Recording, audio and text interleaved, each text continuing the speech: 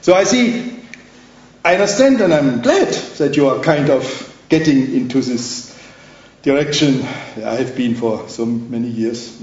Lebenstechnik I already announced in '85 when we came together before theory and practice. They said understanding is living in a certain way, and otherwise it does not matter much. Or what we are doing now is that we can overcome all the fixations, the Gestell, the enframing of our lives, because we know there is something going in all the time, what I now call behind our backs. Our life fulfills itself.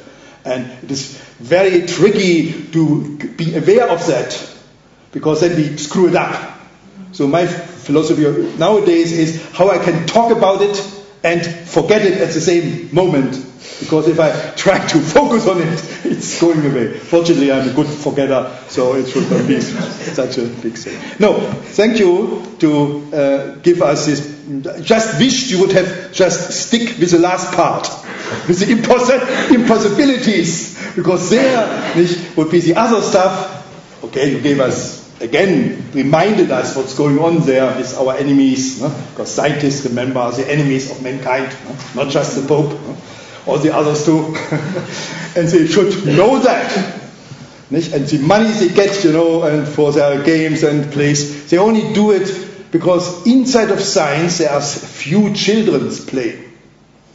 Nicht like Weizenbaum as he was once, he's dead now, you might have heard him. Or the people from Chaos, Feigenbaum, etc. They are few people with a child's innocent, playing games nobody understands, being open-minded to that, being very Buddhistic at its core. And they need the directors, the burnt-out scientists, to write a proposal and to cheat society out of the money for their kids in the labs down there. And I did not know that, but I was told by some very good sources that this actually is what truly happens. So the whole mechanism of science, the environment, the community, etc., these are just the drones. These are the people who exploit this. But they would not exist except because of the very few inside producing real scientists, the scientists who are philosophers also, because they have the same insights. And they are like children, they don't care how much their computers cost. And they don't care if something comes out of it. As long as they can live in this kind of questioning on the very basic level, they can fight. And so far, I think, the inside of science, this dirty, or not so dirty secret, is that the kids are playing. And then many, many other people make a living by kind of rounding and charging for it and giving good advice. And that's why I always think this, what you take so seriously, what they take so seriously, their proposals, their self-interpretations, how to bring in philosophy as clearinghouse or whatever, is really, you have to look in a Buddhistic way. It's illusion, means nothing. What really means, very few, Feigenbaum once told me, I thought 5 years ago I had an idea. Oh, now I think maybe not. And he was very happy about that. Not sad, not oh shit, 5 years lost, what should I do? No! And it probably cost Rockefeller University millions of dollars, for this 5 years. So I'm glad, whatever it is, I don't think that you are non-Catholic, that's still beyond me. I have to sleep one more night about it. But on some level, Jesus Christ might be a Buddhist too, that only the church later got away from it. No, but I'm glad that you are using your great knowledge of how it functions in the so-called real world to point out now that the real world is not so real and effective after all. The worst thing they can do is starting wars and killing people. That's the worst thing they can do, and there's a good reason to make sure that this feels so wrong for everyone, the violence you are mentioning. There is no justification for it. Let them play, but don't take themselves so seriously. That's my advice to them, and that's my comment to you. And I will open it up now for everyone. Guys, as you know, that have forgotten, I have the right to comment at least 15 minutes after every talk. And it's not about discussion, but on my reaction to it. You used an example earlier on in your presentation about Google and sort of this idea of a collective intelligence. Yeah. At the same time, I mean, there's a lot of structural constraints in the way Google is run that I wouldn't say is a pure, such a thing, collective intelligence. Yeah.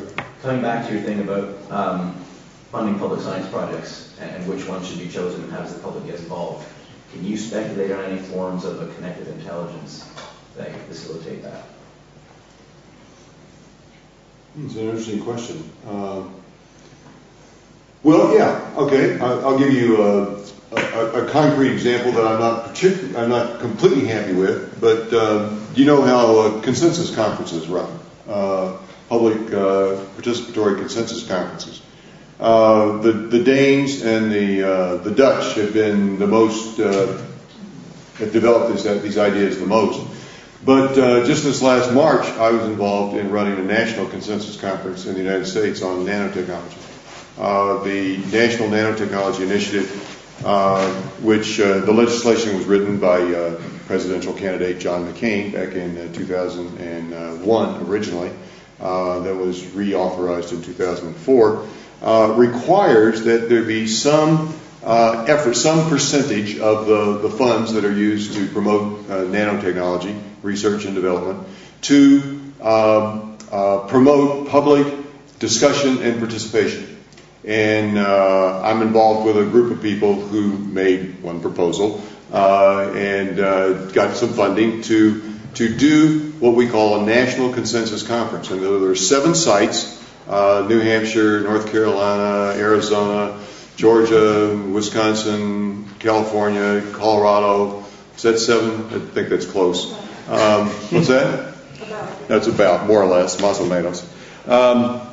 And what we did is for in the month of March, for the first weekend, which happened to be March 1st and 2nd, Saturday and Sunday, we brought together 15 people. I ran the one in Colorado. Brought together 15 people who had been given a briefing book to prepare, and just asked them what they thought, how they thought funding should be used, what kinds of things should be done in the research and development of nanoscience and nanotechnology.